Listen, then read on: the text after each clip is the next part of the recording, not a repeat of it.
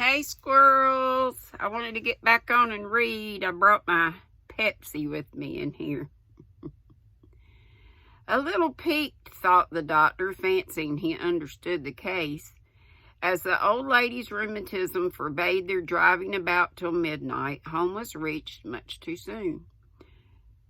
Much too soon, Rose thought, and tripped away to warn the lovers the instant she entered the house. But study, parlor, and boudoir were empty, and when Jane appeared with cake and wine, she reported that Miss Phebe went right upstairs and wished to be excused, please, being very tired. "That isn't at all like Phebe. I hope she isn't ill," began Aunt Plenty, sitting down to toast her feet. "She may be a little hysterical, for she's a proud thing and represses her emotions as long as she can. I'll step up and see if she doesn't need a soothing draught of some sort." And Dr. Alec threw off his coat as he spoke. No, she's only tired. I'll run up to her. She won't mind me, and I'll report if anything is amiss."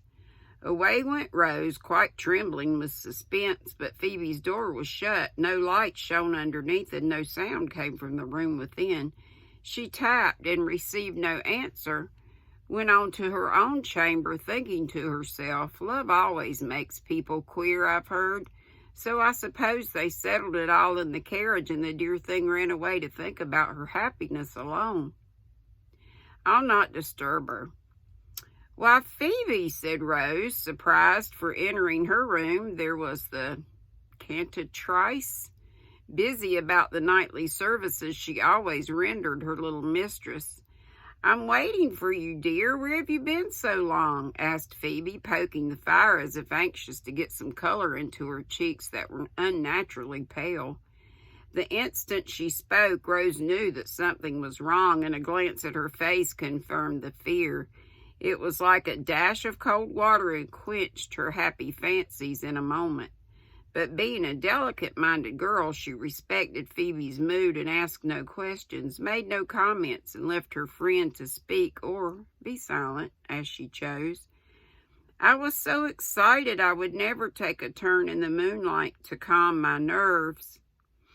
"Oh, dearest Phoebe, I'm so glad, so proud, and so full of wonder at your courage and skill and sweet ways altogether that I cannot half tell you how I love and honor you," she cried, kissing the white cheeks with such tender warmth they could not help glowing faintly as Phoebe held her little mistress close, sure that nothing could disturb this innocent affection. "It is all your work, dear, because but for you I might still be scrubbing floors and hardly dare to dream of anything like this," she said in her old grateful way, but in her voice there was a thrill of something deeper than gratitude. And at the last two words her head went up with a gesture of soft pride as if it had been newly crowned. Rose heard and saw and guessed at the meaning of both tone and gesture, feeling that her Phoebe deserved both the singer's laurel and the bride's myrtle wreath. But she only looked up, saying very wistfully, "Then it has been a happy night for you as well as for us?" "The happiest of my life and the hardest," answered Phoebe briefly as she looked away from the questioning eyes. "You should have let us come nearer and help you through. I'm afraid you're very proud, my Jenny Lind." "I have to be, for sometimes I feel as if I had nothing else to keep me up." She stopped short there, fearing that her voice would prove traitorous if she went on. In a moment she asked in a tone that was almost hard, "Do you think I did well tonight?" "They all think so, and were so delighted they wanted to come in a body and tell you so, but I sent them home because I knew you'd be tired out.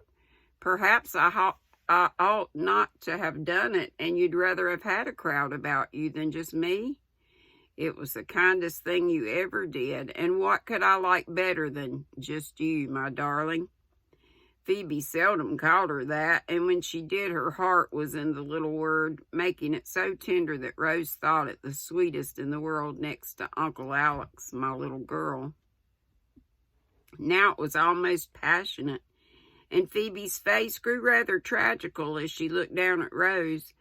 It was impossible to seem unconscious any longer, and Rose said, caressing Phoebe's cheek, which burned with a feverish color now, "Then don't shut me out if you have a trouble, but let me share it, as I let you share all mine." "I will, little mistress. I've got to go away sooner even than we planned." "Why, Phoebe?" "Because Archie loves me." "That's the very reason you should stay and make him happy." "Not if it caused dissension in the family, and you know it would." Rose opened her lips to deny this impetuously, but checked herself and answered honestly, "Uncle and I would be heartily glad, and I'm sure Aunt Jessie never could object if you loved Archie as he does you. She has other hopes, I think. And kind as she is, it would be a disappointment if he brought me home. She is right, they all are, and I alone am to blame. I should have gone long ago, I knew I should, but it was so pleasant. I couldn't bear to go away alone. I kept you, and I'm to blame if anyone, but indeed, dear Phoebe, I cannot see why you should even care if Aunt Myra croaks, and Aunt Clara exclaims, or Aunt Jane makes disagreeable remarks. Be happy and never mind them," cried Rose, so much excited by all this that she felt the spirit of revolt rise up within her, and was ready to defy even the awe-inspiring institution, the family, for her friend's sake. But Phoebe shook her head with a sad smile and answered, still with a hard tone in her voice, as if forcing back all emotion that she might see her duty clearly. "You could do that, but I never can. Answer me this, Rose, and answer truly as you love me. If you had been taken into a house, a friendless, penniless, forlorn girl, and for years been heaped with benefits, trusted, taught, loved, and made, oh, so happy, could you think it right to steal away something these good people valued very much? To have them feel that you had been ungrateful, had deceived them, and meant to thrust yourself into a high place not fit for you when they had been generously helping you in other ways, far more than you deserved? Could you then say, as you do now, be happy and never mind them?" Phoebe held Rose by the shoulders now and searched her face so keenly that the other shrank a little, for the black eyes were full of fire, and there was something almost grand about this girl who seemed suddenly to have become a woman. There was no need for words to answer the question so swiftly asked, for Rose put herself in Phoebe's place in the drawing of a breath, and her own pride made her truthfully reply, "No, I could not." "I knew you'd say that and help me do my duty," and all the coldness melted out of Phoebe's manner as she hugged her little mistress close, feeling the comfort of sympathy even through the blunt sincerity of Rose's words. "I will if I know how. Now come and tell me all about it." And seating herself in the great chair which had often held them both, Rose stretched out her hands as if glad and ready to give help of any sort. But Phoebe would not take her accustomed place, for as if coming to confession, she knelt down upon the rug, and leaning on the arm of the chair, told her love story in the simplest words. "I never thought he cared for me until a little while ago. I fancied it was you. And even when I knew he liked to hear me sing, I supposed it was because you helped. And so I did my best and was glad you were to be a happy girl. But his eyes told the truth, and then I saw what I had been doing and was frightened. He did not speak, so I believed, what is quite true, that he felt I was not a fit wife for him and would never ask me. It was right, I was glad of it, yet I was proud, and though I did not ask or hope for anything, I did want him to see that I respected myself, remembered my duty, and could do right as well as he. I kept away. I planned to go as soon as possible and resolved that at this concert I would do so well he should not be ashamed of poor Phebe and her one gift. It was this that made you so strange then, preferring to go alone and refusing every little favor at our hands? Asked Rose, feeling very sure now about the state of Phoebe's heart. Yes, I wanted to do everything myself and not owe one jot of my success, if I had any, to even the dearest friend I've got. It was bad and foolish of me, and I was punished by the first dreadful failure. I was so frightened, Rose. My breath was all gone, my eyes so dizzy I could hardly see. And that great crowd of faces seemed so near I dared not look. If it had not been for the clock, I never should have gotten through, and when I did, not knowing in the least how I'd sung, one look at your distressed face told me I'd failed. But I smiled. Phebe, indeed, I did as sweetly as I could, for I was sure it was only fright, protested Rose eagerly.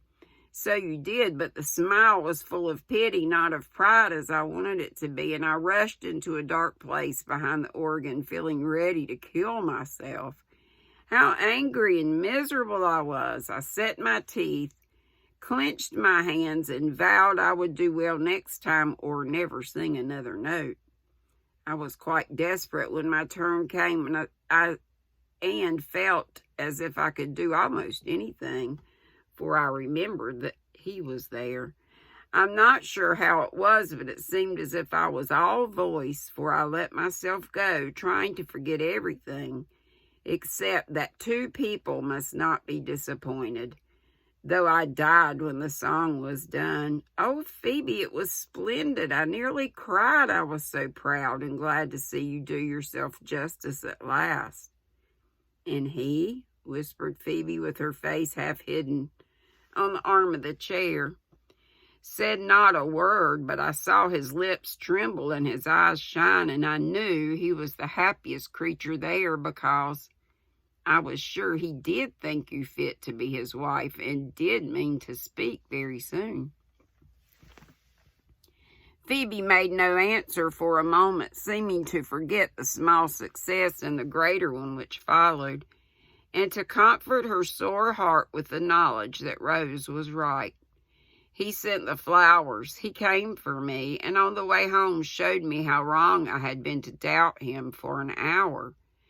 Don't ask me to tell that part, but be sure I was the happiest creature in the world then. And Phebe hid her face again, all wet with tender tears that fell soft and sudden as a summer shower. Rose let them flow undisturbed while she silently caressed the bent head, wondering with a wistful look in her own wet eyes what this mysterious passion was which could so move, ennoble, and beautify the beings whom it blessed. An impertinent little clock upon the chimney-piece striking 11 broke the silence, and reminded Phebe she could not indulge in love dreams there. She started up, brushed off her tears, and said resolutely, "That's enough for tonight. Go happily to bed and leave the troubles for tomorrow." "But, Phebe, I must know what you said," cried Rose, like a child defrauded of half its bedtime story. I said, "No." But it will change to yes by and by, I'm sure of that, so I'll let you go to dream of him. The Campbells are rather proud of being descendants of Robert the Bruce, but they have common sense and love you dearly, as you'll see tomorrow, perhaps. And with a good-night kiss, poor Phebe went away to lie awake till dawn. And finally, that's the end of chapter 7. Have a sweet night and a sweet sleep. Love you bunches. Be sweet, don't be ugly. Hope to see you tomorrow at 3. Bye-bye.